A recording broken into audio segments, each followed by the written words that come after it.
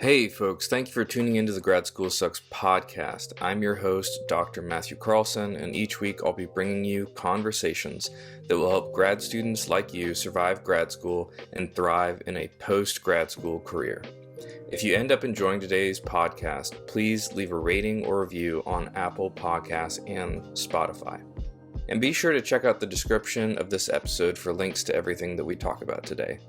Without further ado, let's start the episode.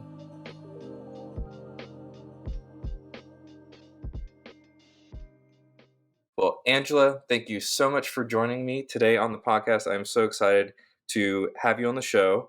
I do want to plug a couple things out there. I know you from Instagram.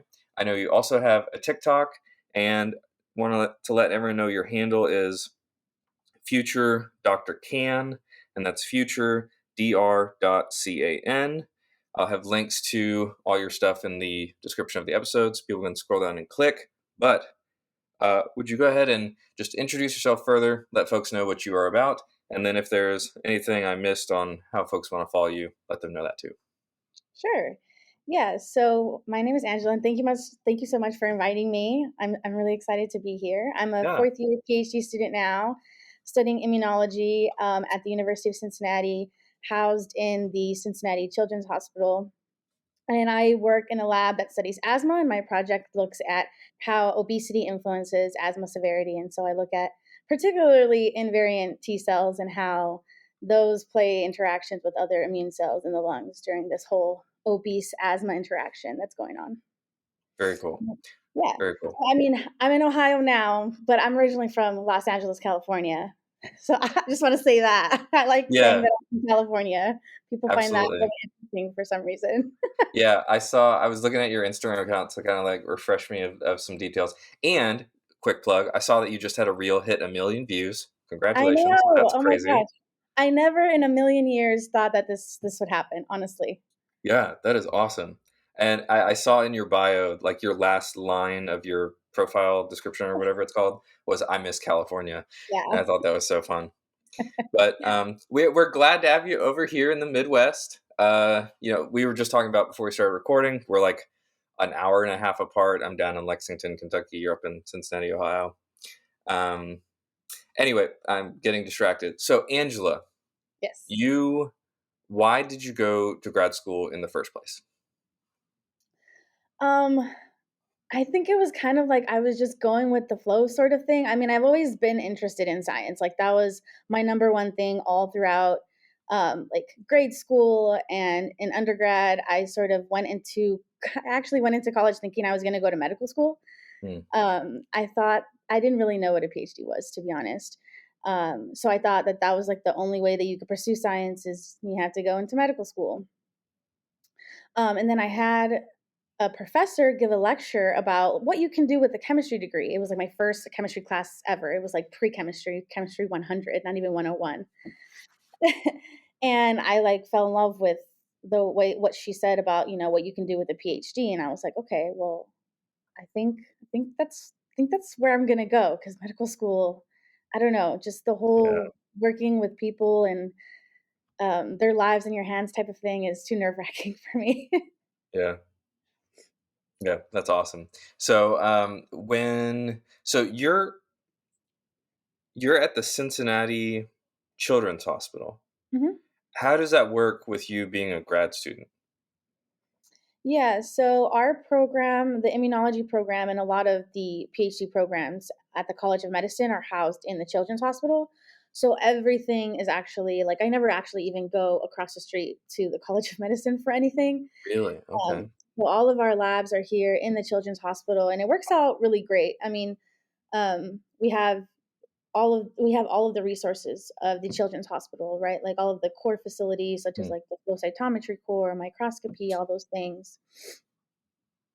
Um, and we basically are just kind of like employees of the hospital, essentially, except that we have green badges instead of blue badges. That's the only Sure. difference.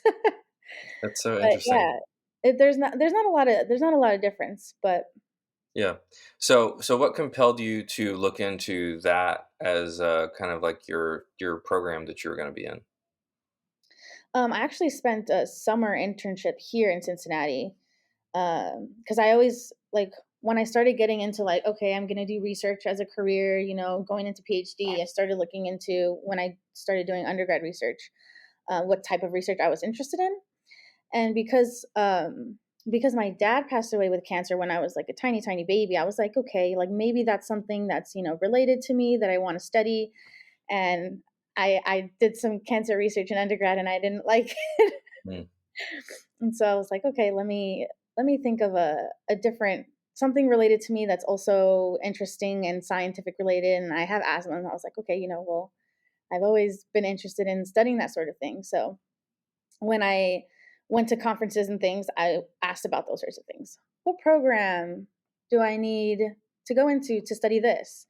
And they would tell me microbiology or immunology or something, and most of the answers were immunology. And Yeah, so that's sort of how I landed on applying to immunology PhD programs. very cool. Very cool.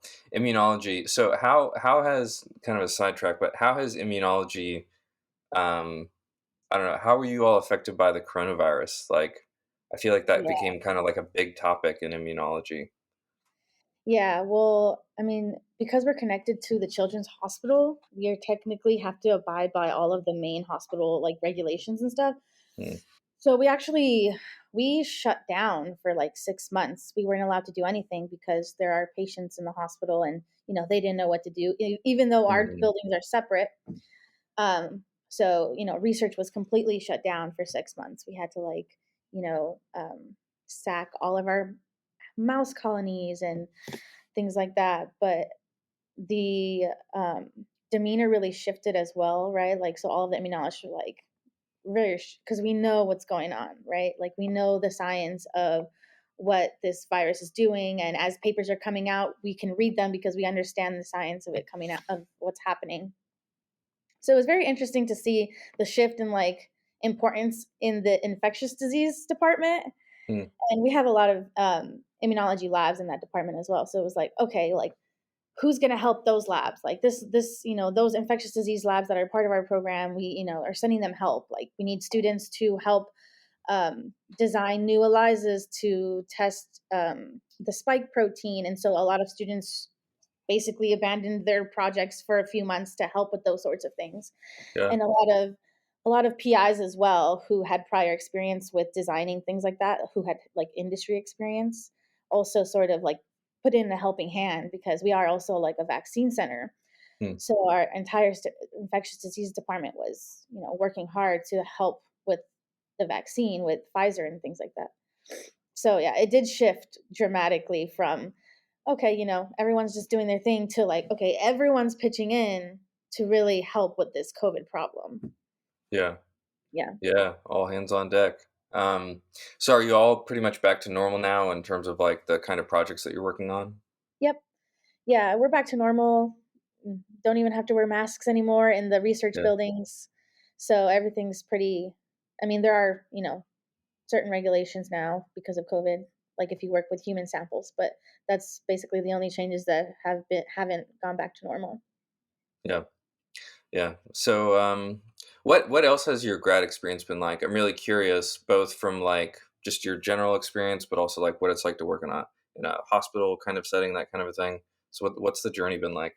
Yeah, so yeah, it's been a rocky one. Like I said before we started, I'm a fourth year, but I'm not going to be finishing probably for like another 2 or 3 more years, because so like right before COVID happened, I was in my first year, the second semester of my first year. So we were still rotating, trying to figure out what classes were, I mean, what lab we're trying to join, right? I was in my third rotation. It was in the asthma department, and that sucked, right? I didn't get to really experience um, that level that a student should be experiencing when they're rotating. It all went virtual, and I was just reading papers. I see. Yeah. So I ended up choosing a lab that I rotated in pre-COVID, and I joined around like maybe June of 2020, and when everything was still basically shut down. And The lab is amazing. Don't get me wrong. The lab is amazing, but the lab is huge. It was 30 something people in that lab. The guy is very famous. He has a lot of funding, but I was the only graduate student. And so, while everyone's at home writing, because he's like, if you have things to write, you should be staying at home writing. And plus, everyone's kids were home as well. So I was Mm, the only one there, and it was not a good experience for myself. Like, I was being really hard on myself. I was just basically not being healthy. So, like, come December 2020, I decided that, like, I'm not healthy. I need to take time off, because basically, like, I went to like a hospital and everything. Like, it was a whole thing. And so I requested a medical leave. So on top of the delay from starting research, there's also that delay from medical leave, which I was on medical leave for 5 months. Then mm, I came back from medical leave, which is now, this is like the end of my second year. Uh, and I decided that I wasn't really fond of the way that my PI at the time had responded to me taking a medical leave. I felt a little unsupported, and so I was like, that's not what I want for my PhD experience. And so I decided mm, to switch labs right before my third year. So that put me even more behind, right? Starting a brand new lab at the beginning of my third year.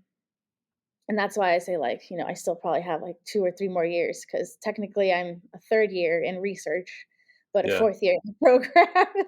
yeah, Yeah, and then after that, it's been smooth sailing, right? I did my nice. qualifier right after. Yeah, I did my qualifier right after that. Spent like 6 months doing my qualifier. Right after I qualified, then I applied for an F-31. So it's been like bang, bang, bang since I came back from medical leave. It's just like, large qualifying exam, then large grant to do, and then since then, I think it's been a little bit more relaxed. But PhD, I don't think there's ever really a relaxing moment. Yeah, yeah, yeah. I feel like so I think something that's interesting about that story is like I talk to a lot of grad students who feel very pressured in the specific situation they're in, whether it's their PI or the dynamics in their lab or like their program as a whole. And I think most of them choose to just kind of like grin and bear it and just kind of like gut through that whatever the difficulty is. But even though you lost some time, do you feel like you're in like a much better place and have a much better trajectory? 100%. Yeah. Yeah. And that's funny that you mentioned that, because I was gonna just like try and tough it out, honestly. But our program has a really great like coordinator in our office, and she's really nice. And if you go to her with problems, like, she'll give you advice. And she told me, like, that you can take a medical leave, like, and this is Mm, like me fresh out of the hospital. She's like, you can take a medical leave if you need it. And I was like, I didn't know that. yeah. I was like, I think I should probably do that. And so, like, I think a lot of students don't know that that's an option, and that all schools have to offer if you request it. Like, if you need a medical leave, if you need some time off from school, they have to give it to you. Hmm. Yeah, absolutely. And putting yourself first and your mental health and your physical health, that pays so much forward. And giving up a little bit today in terms of like your inertia or whatever Yeah, your productivity is can pay a lot moving forward. yeah. I mean, So, I'm much happier now. Like, it's been a lot of work, right? Like, therapy and all that stuff, in addition hmm, to everything else. So, yeah, I'm in a much, much better place now. yeah, that's awesome. That's awesome. So, what are some of the projects that you're working on right now? Yeah, so I have 3 separate projects, I think, right now. One is the obesity one, where I'm looking at mucosal associated invariant T cells, or MATE cells for short. And they are just these invariant T cells who have T cell receptor that's specific for like vitamin B12 derivatives, and that sort of those sorts of molecules and bacterial metabolites and things like that. And I'm looking at those and how they interact with other cells during obesity and asthma. And then I have a project looking at those cell types in just lean asthma, because we're seeing opposite effects with the lean asthma versus the obese asthma. So we're trying to look into the mechanisms for in both conditions. Mm. And then I have a sort of like third project, which is not really my project, but I do a lot of the work for it, like the data, like the organ processing and data analysis is completely different from the other two projects. It's a Yeah. PTSD and chronic inflammation project. Mm. So they've actually found that people who have chronic inflammation or chronic inflammatory disorders, such as asthma, have a higher incidence of psychiatric disorders like depression and PTSD. So we have a project going right now looking at how chronic house dust mite exposure can promote the occurrence and prolonging of PTSD. And so that's Interesting. my third project. Very cool. What do you want to do with all this? Like one day, like all of the research that you're getting into, like you want to go academia, industry, do you want to teach? Do you want, Yeah. what are you thinking? I switch back and forth between academia and industry all the time, I think. I told myself I was very like industry only. And I told myself, okay, I'm gonna try for a grant, because I don't know if I could do it. And if I get it, then okay, then maybe I could do academia. And that was the worst promise I could have made to myself Hmm. because I got the grant. I just found out I got the grant last month. And so Hey, now I'm like, congrats. now I'm like, okay, maybe academia wouldn't Yeah. be so bad, right? Because I really enjoy teaching. I really enjoy working with students. I really enjoy helping them succeed, and I've done a lot of that throughout, like my academic career too. So I kind of want to keep doing that. But if I could find a way to do that while doing it while I'm in industry, I think I would prefer that. So be in industry while also being able to mentor and help students get into grad school and succeed in grad school. I think that would be like my ideal situation. Yeah. Yeah. That's awesome. So when did the Dr. Future Can, Instagram account pop up? When did you get the idea that you want to start making social media content? So funny story. It actually started as a. Ooh, this is embarrassing. It actually started as a fashion page. Nice. I was like, I'm gonna start dressing cute and just post it and get into like fashion on Instagram. Bad idea. Mm. After like a couple months, I was like, this is a waste of my time. Like I should just be, like I got inspired by other people doing their science social media, and I was like, I should just do that. That's so much easier and less of my time, Mm. really, because I can just record what I'm doing. So then I switched it over, but then I wasn't really posting much because I was like, you know, I wasn't in lab during the medical leave, and then I was just like always working when I was in that other lab, and then my qualifier was just focused on my qualifier. Directly after my qualifier, I was like, I'm gonna start posting more, and then I just started posting frequently, and it blew up, and that was I think beginning of 2021. Yeah, Yeah. yeah, no, beginning of 2022 actually. Sorry, yeah. That's awesome. Have you had what are some of your favorite pieces of content that you've made? Um, I made a neutrophil funny video a while ago. I don't think it got that many views, but it was the most ridiculous thing I've ever done. So neutrophils I don't know how much you know about neutrophils or whether anybody Mm. will know about neutrophils, but neutrophils have this function where they can throw their DNA to capture pathogens that have entered the body. And so it sort of looks like they call it neutrophil extracellular traps. And so it's just kind of like a net that they throw essentially. Mm. And I made this video where I pretend to be both the virus and the neutrophil, and the virus comes in, and the neutrophil is like spraying its extracellular traps at the virus, and I'm spraying myself with silly string to represent the extracellular Mhm. traps, and I think that was the funnest video I've ever done. Oh, that's awesome. That's so fun. When did you start, like, have you always done the, like, short reels? Um,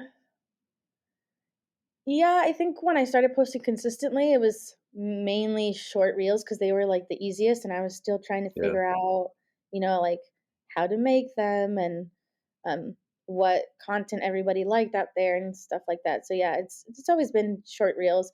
I used to post a lot more like carousel educational posts, Mhm.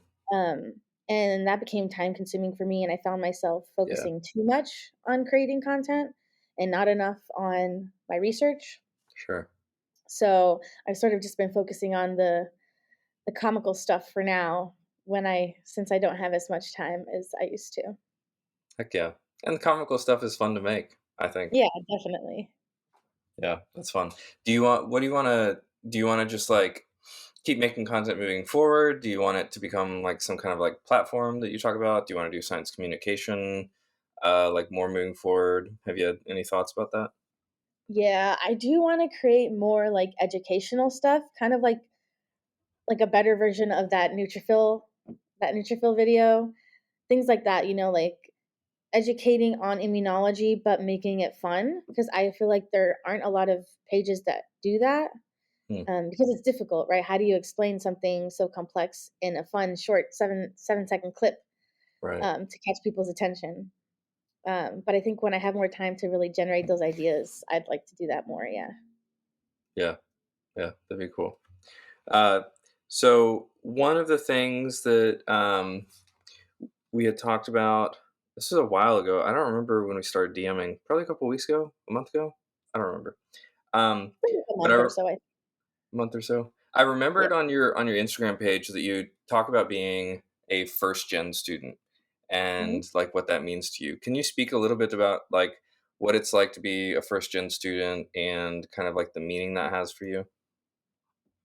Yeah.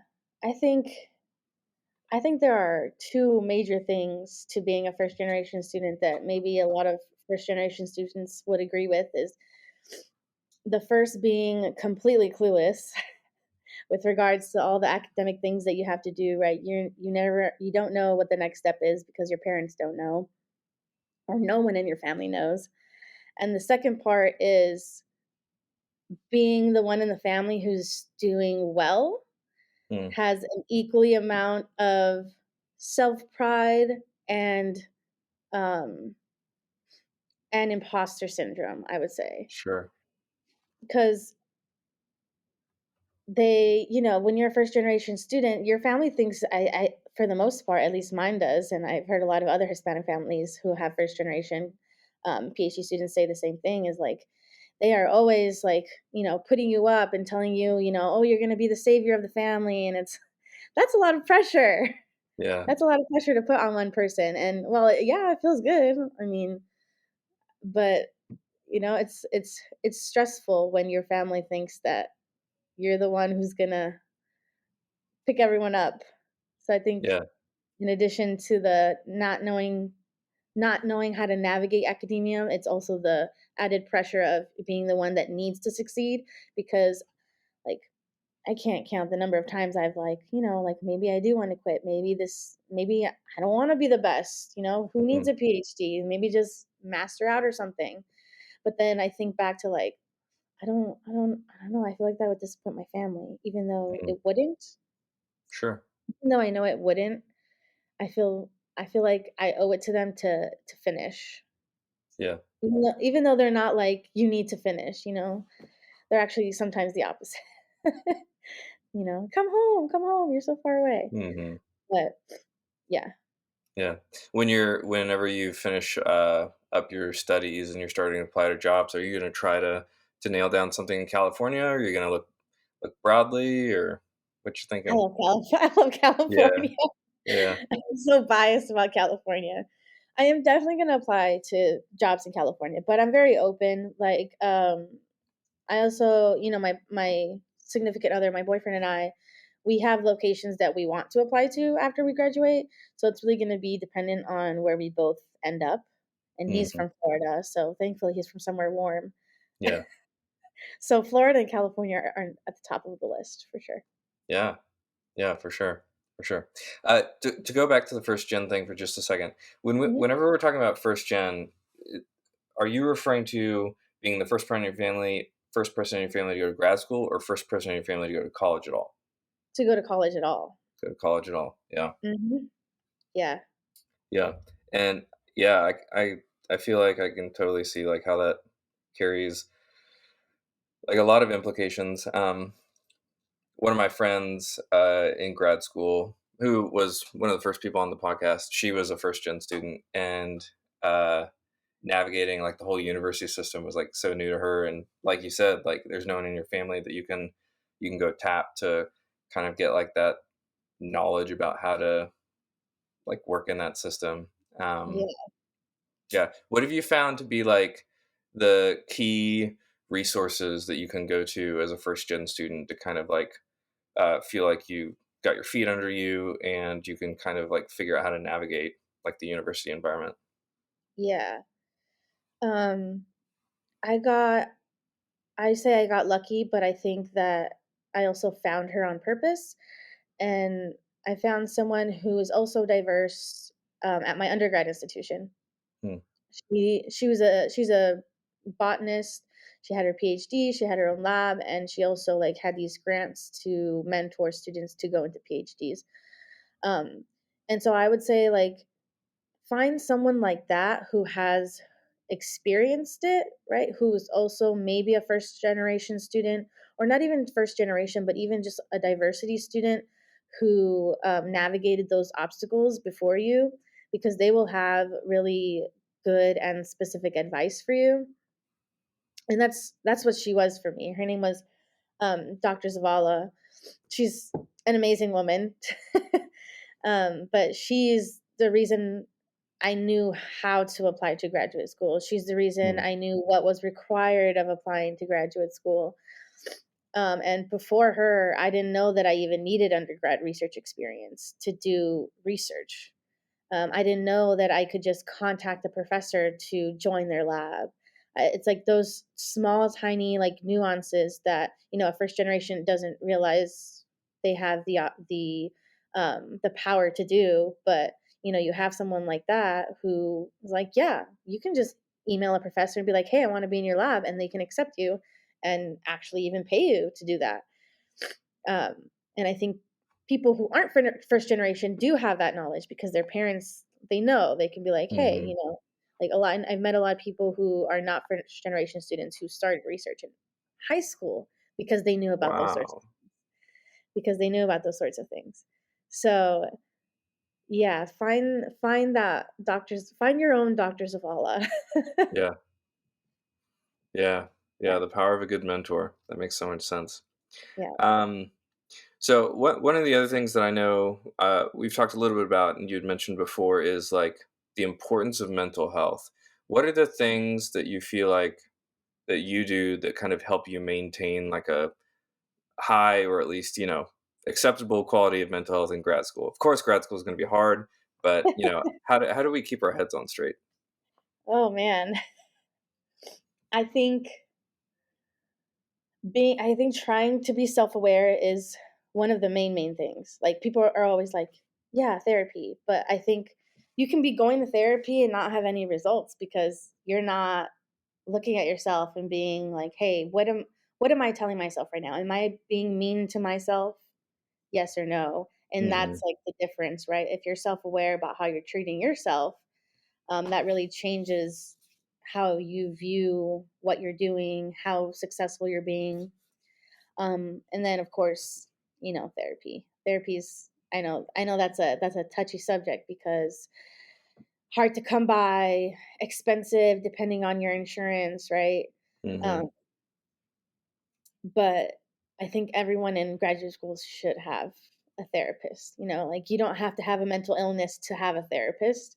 Your therapist is like your sounding board for the negative emotions that you're experiencing and trying to help you process those. So you don't have to be depressed. You don't have to be anxious. You just have to need someone to talk to that's unbiased and understands the brain. Yeah. Yeah, absolutely. I've loved all the times we've gone to therapy, and one of my therapist colleagues used to say that we feel like, you know how you go to a doctor like every year for your annual checkup? We feel like that should happen for therapists, you know? You should go to someone, you should check in, because it becomes so hard to kind of like see ourselves if we're not kind of like reflecting in the mirror of someone else. Um, and I feel like in grad school, it's very easy to like downplay mental health problems, you know, because it's like, of course, grad school is going to have pressure, but uh, there's no reason to just kind of like, you know, bake like a pressure cooker until you just, you know, your personality Yeah, just kind of like erodes away. That's no fun. yeah, and it gets even harder when, like, if you go to schools with the majority of professors being like, "Well, I did this, so you'd have to too." Yeah. And, you know, our generation and the younger generations are learning how to fight that, Hmm. like, sort of mentality, but it's really difficult, right? When someone doesn't want to be less toxic, they're Yeah. just fine with being toxic. You have to either leave that space and do what's best for you or learn how to navigate it through therapy and, you know, self-awareness and self-talk. Yeah. Yeah. Absolutely. Um, well, we're approaching the end of our time together. Was there any other topics that you wanted to hit on while we're still here? We talked about the first gen thing a little bit, mental health. Went through your PhD journey, which of course you're still in, but you're on your way. You're looking, you know, looking towards jobs, weighing the two directions. Um, and then social media. Do you have any thoughts about like your social media platform moving forward? Um, I I want more people involved, you know, like I wish I had more people here at Cincinnati that I can share Hmm. with, you know, like there's it's it's not as common as you think being like someone who posts frequently or who is a content creator on social media. That's Yeah. not really that common, especially with STEM content creators. And so I want more people to be involved. So if there are people out there who are thinking of starting a page, I'm going to tell you you should do it. You should definitely do it. Yeah. You're going to feel I honestly I still feel cringy sometimes, Hmm. Me too. but you'll get through it and your videos will get better with practice. I mean, sometimes I look at my older videos and I'm like, "Oh, this is terrible." But if I had to say my piece about social media, I would just I want more people to do it. Yeah. Yeah, I totally get that. And honestly, like part of why I like started the podcast was to like have conversation, not always with creators, of course, but like, you know, have with a couple of creators every now and then. Because I just think it's so interesting to talk about like the process of creating content for an audience. Um, I recently went to a like little meetup group for uh, content creators here in Lexington, and someone who's associated there actually went to grad school and will be like a future podcast guest, so plug for the future, I suppose. But it was really interesting to talk with other content creators. None of them have anything to do with grad school, besides this one person, and what he does now isn't even associated with grad school. But it is interesting to chat with people about like, you know, talk shop about like content creation and chat GPT. That's like, you know, the big thing kind of right now, particularly with like text based content. But yeah, no, I totally get that. So, all right, Yeah. Angela, any parting thoughts? What do you think grad students should be doing in order to like get through grad school and still prioritize mental health? Um, that's a tough one. I mean, everyone says self-care, but I mean, honestly, I think it's more finding your circle, right? Because grad school can be lonely and you should definitely find your circle who you can Mm, talk to. And it doesn't have to be at the university you're at cuz I mean, um if you feel like you can't trust your cohort with those sorts of things, that's fine. But like, for example, my really close friends from undergrad, we're all in different PhD programs across the country. But, they are my like support system for those types of things because they understand, and um, they also have good insight, and they can help talk me down from any from negative things that I'm thinking, right? So I would say, yeah, like find your circle. Yeah. Yeah. That really helps with the like coming out of negative spaces. It's leaning on people. Makes so much sense. Makes so much sense. All right, Angela. Um, where, if folks want to follow along in your journey, where should they be looking? I know we mentioned the Instagram account, and I know you've got the TikTok one up and Yeah. running. Those are your two main places. Do you have anything else? I do have a Twitter, which it used to be popular, and then and then I deleted it for some reason, and so I have a new one with the same with now that's Future Dr. Can, but I don't really post on there. Um, Mhm. Twitter is difficult, Yeah, but I do have a Twitter. If people want to follow me on Twitter, I post occasionally, not as frequently as Instagram and TikTok, but yeah, Twitter. very cool. All Hmm. right. Well, I have links to all of that in the description of this episode. So if you're listening, you can scroll down and click on those and pull them right up. Angela, thank you so much for coming on the podcast. It's been a pleasure to meet you and chat with you. Of Yeah, thank you so much for inviting me. course, we'll see you in the future. Folks, thank you for tuning into the Grad School Sucks podcast. I hope you got a lot out of our episode today. If you did, please consider leaving a rating or review on Apple Podcasts and Spotify. And be sure to check out the description of this episode for links to everything that we covered today. As always, I'm your host, Dr. Matt Carlson, and I look forward to bringing you another great episode next week. See y'all next time.